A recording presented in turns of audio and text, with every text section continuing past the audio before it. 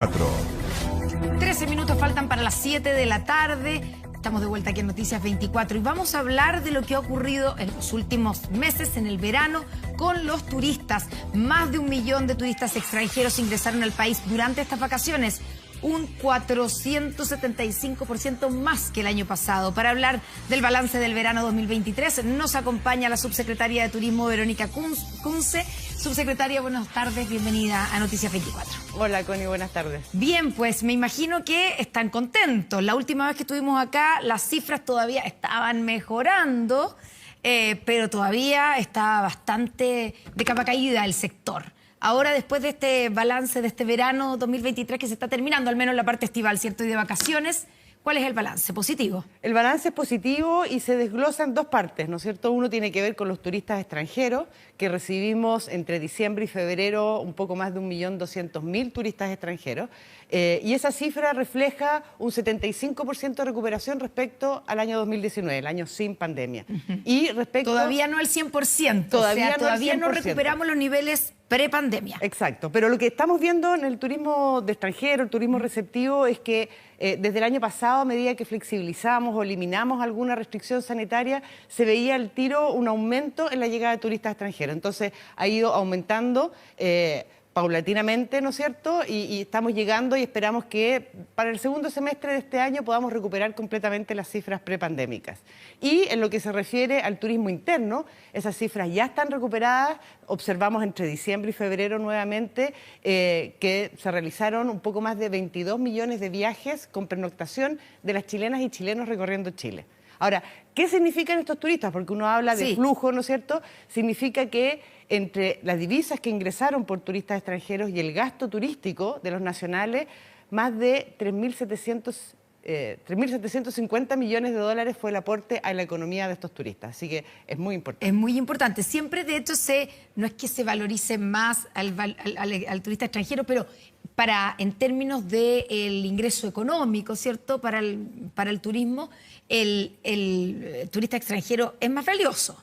Lo que pasa gasta es que más, deja más divisas en el país. Exacto. Que el turista nacional, que muchas veces va a la casa del pariente, por lo tanto no arrienda o cocina en la casa, no va a un restaurante y así, ¿o no? Así es, o sea, efectivamente el turista extranjero gasta un poco más, tiene un gasto promedio mayor al turista nacional, pero además utiliza más servicios turísticos y eso, ¿no es cierto?, es el impulso que tenemos que darle a los servicios turísticos que se vieron bien perjudicados por la pandemia. Así que es el impulso, la reactivación económica, divisas nuevas que vienen del extranjero. Si desglosamos estos 3.700 millones, 680.000 aproximadamente vienen de los turistas extranjeros, pero más de 3.000 millones vienen de los turistas nacionales, así que es un gasto importante que no hay que desmerecer. No, por supuesto. Ahora, usted dice entonces que en términos de los turistas nacionales ya se recuperaron los números previos a la pandemia. Recuperamos los números previos a la pandemia, son más viajes que el año 2019 y esto tiene que ver, quizás uno de los pocos efectos positivos que nos dejó la pandemia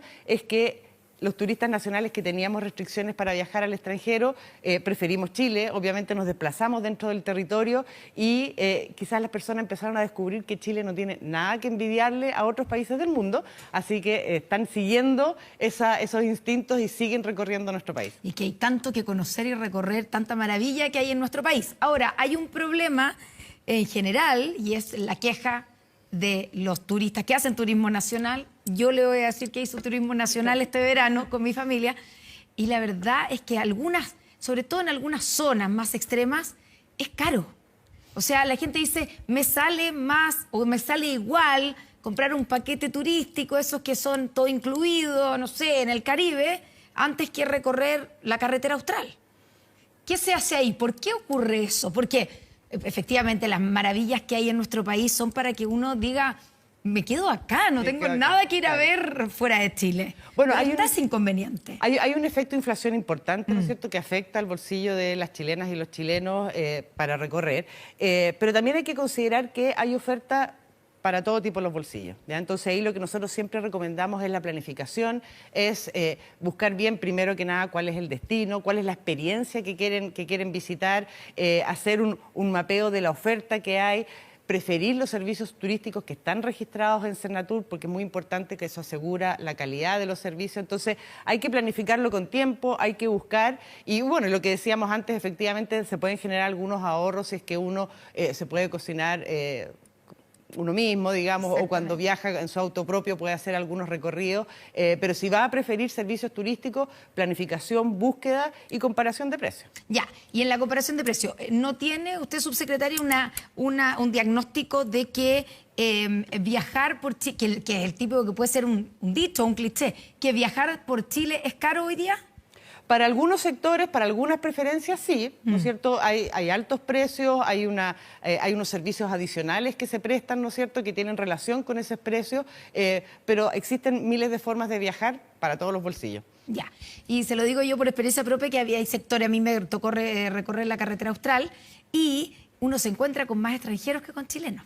Bueno, hay algunos destinos, algunas regiones que son preferidas por los extranjeros, la región de Aysén, la región de Magallanes y la Antártica chilena, pero de la Araucanía a los lagos también, y en el norte, ¿no es cierto?, también tenemos el desierto florido, bueno, San Pedro de Atacama, que es reconocido también internacionalmente, Rapa Nui, que logramos abrirlo también el año pasado, también ha tenido un aumento importante de los turistas, así que se están reactivando los principales destinos. Y ha sido uno de los sectores, sin duda fue uno de los sectores más golpeados, ¿cierto?, por la pandemia, así que es muy importante que se reactive. ¿Cuánto golpeó, pese a estas buenas noticias, pero cuánto golpearon los incendios al sector turístico? Estoy pensando en la misma región de la Araucanía que usted nombra, ¿cierto?, en el sector del Maule, donde a raíz de los incendios se vieron cancelaciones o gente que dijo entonces mejor no voy porque esto está peligroso, esto puede estar complicado. Bueno, ¿Hay un cálculo de cuánto? Sí, ahí hay que aclarar que si bien nosotros hacemos una evaluación positiva, global a nivel país de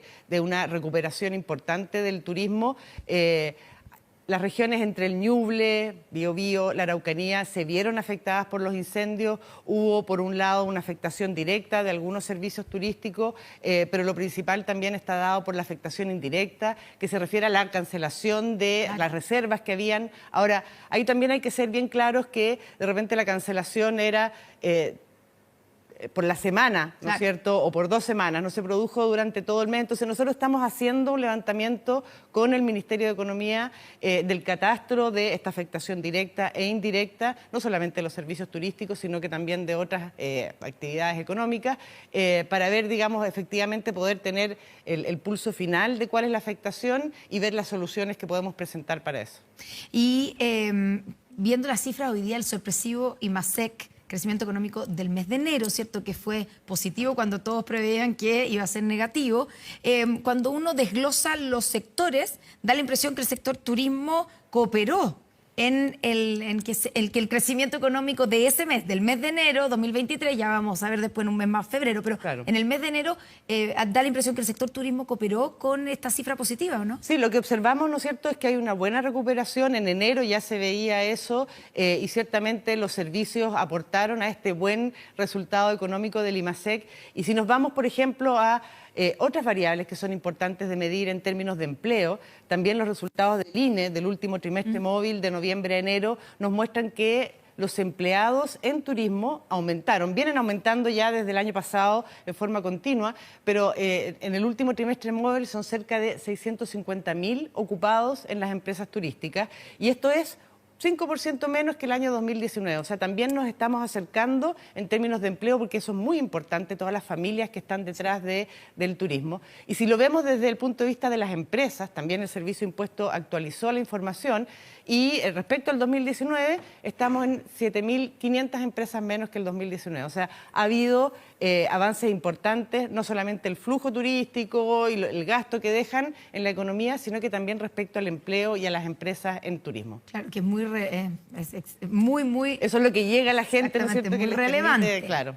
Ahora, mirando y proyectando lo que viene ahora en 2023, porque se nos acabó el periodo de vacaciones, al menos a la mayor cantidad de la gente. Hay gente todavía que se guarda las vacaciones para marzo, que puede hacerlo, que no tiene hijos en periodo escolar, etcétera, y pueden salir de vacaciones ahora. Pero, ¿cómo estirar esta buena racha del turismo, del sector, cuando ya empieza el año y la gente tiende a gastar la plata en otras cosas?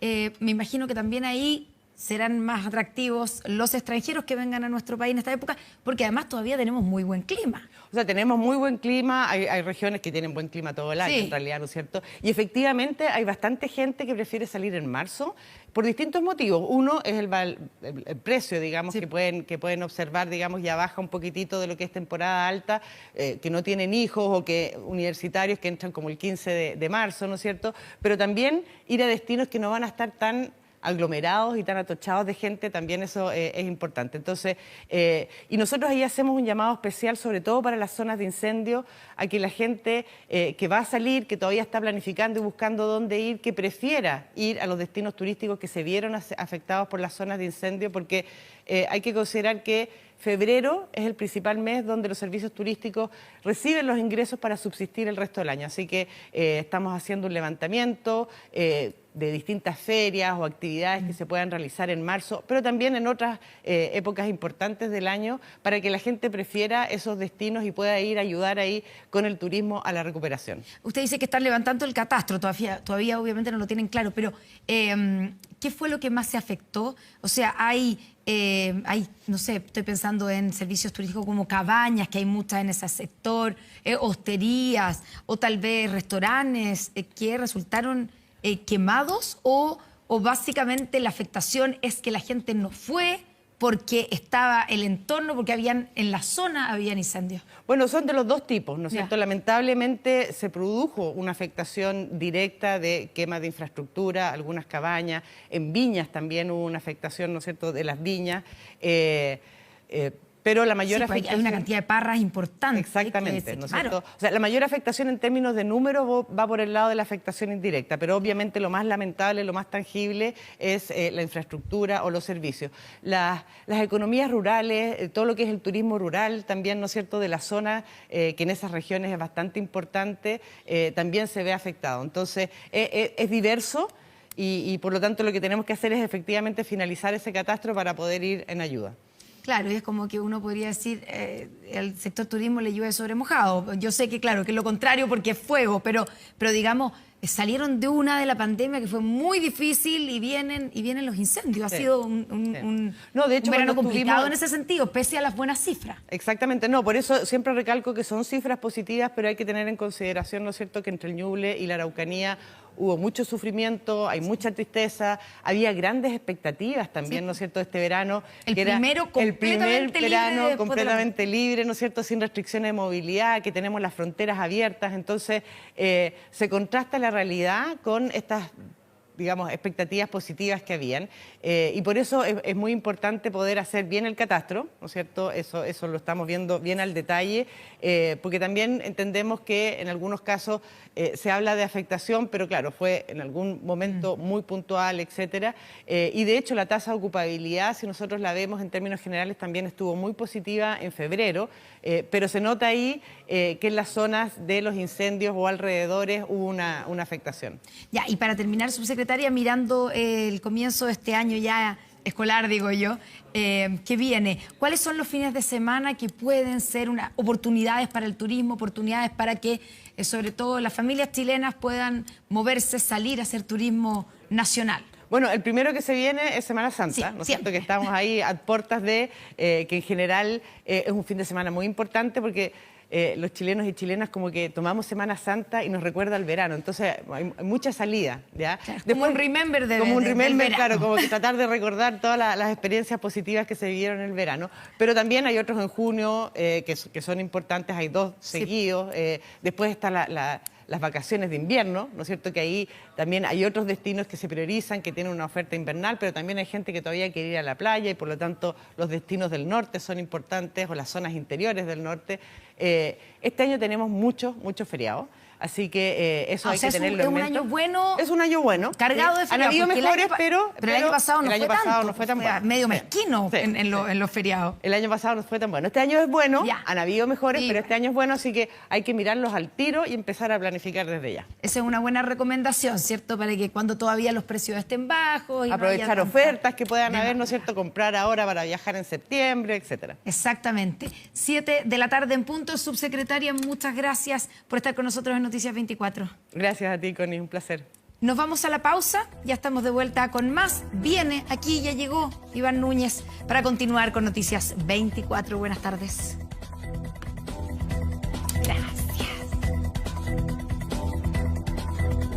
Noticias 24.